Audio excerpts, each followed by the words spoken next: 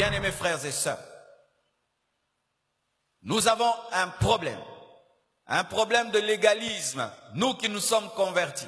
D'ailleurs même, c'est vrai, nous sommes convertis nés de nouveau, mais nous avons des défauts. Mais il faut voir comment nous jugeons les païens et nous les traitons comme des sales et des impurs, oubliant que nous-mêmes nous étions impurs et que même nous avons toujours des impuretés. Vous êtes dans une université. Quand c'est la récréation, les chrétiens entre eux, partageant des versets bibliques. Vous êtes inutiles. Vous êtes dans une entreprise, vous causez qu'entre vous, les chrétiens. Vous servez à quoi? C'est seulement lorsque la lumière va dans les ténèbres qu'elle brille. Voyez ces lampes. Le sel trouve sa valeur dans un plat. Amen. Hein? Vous devez aller parmi eux.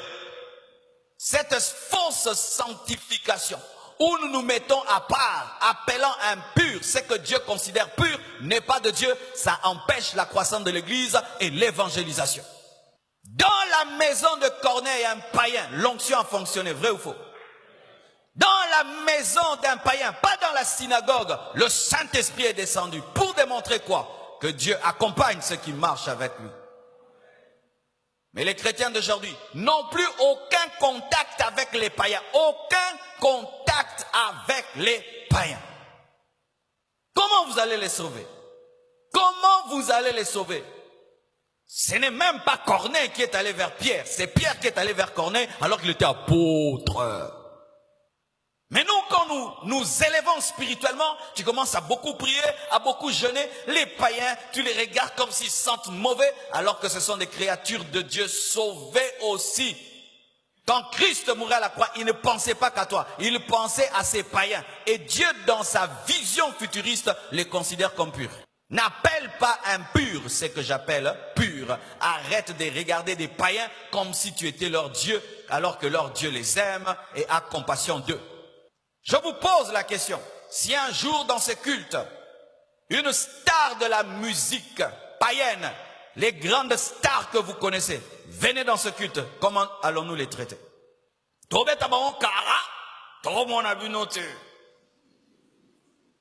Oui, c'est ce que les chrétiens font. C'est ce que les chrétiens font. Aucune politique pour sauver, une stratégie pour sauver les âmes.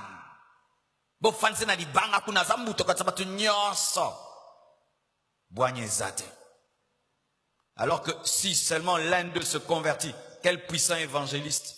Il peut remplir des stades rien que par son témoignage et plein de gens se convertissent. Mais lorsque ces païens viennent, on dit on est attaqué par Satan au lieu de voir l'opportunité de sauver une âme.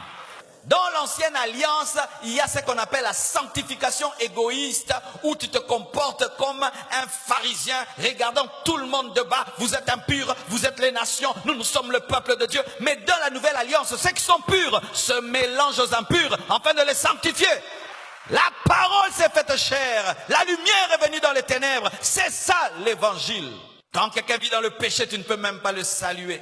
Tu ne peux même pas le saluer. Il ne peut même pas entrer dans ta maison. Oh, ma maison est sanctifiée. Personne de païen n'entre ici. Bien-aimé, et tes domestiques, tes travailleurs, là, ils sont sanctifiés. Ton chauffeur est sanctifié. Toi aussi, ne monte pas dans l'avion. Dis à ton voisin, hypocrisie. Ne dors pas dans un hôtel. Tu ne sais pas qui a dormi sur le lit. Hypocrisie. Oui, ne mange pas dans un restaurant. Tu ne sais pas qui s'est assis sur la chaise. Hypocrisie. Ma maison, ma maison. Tu sais qui a fabriqué ta chaise? Et ton lit, et ton matelas, et tes couverts, et la télévision.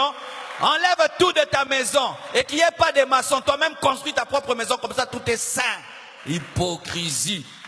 Ce sont des gens qui servent Dieu, mais qui n'ont que la loi dans la tête, mais qui n'ont pas l'amour dans le cœur. Je vous assure, mes frères et sœurs, notre orgueil spirituel est en train de détruire l'évangélisation. Les chrétiens sont entre eux et ils ont un don. Au lieu d'avoir le fardeau des âmes perdues, ils ne font que discerner tout le temps les païens, tout le temps discerner les démons, discerner les démoniaques, discerner les sorciers. Bien aimés, on a dit allez faites de toutes les nations mes disciples. On n'a pas dit allez discerner les nations. Tu discernes toute la famille et tout le monde est sorcier. Du coup, tu t'enfermes dans ton coin parce que tu as peur d'être envoûté. Vous voyez comment est-ce que le diable est en train de détruire l'évangélisation, transformant des chrétiens qui devaient influencer à des peureux qui ont peur des sorciers, qui ont peur d'être souillés. Frère, sœur, lorsque tu grandis spirituellement, tu peux être à côté des 10 païens, ça ne te fera rien du tout. C'est toi qui vas les influencer, ils ne t'influenceront pas.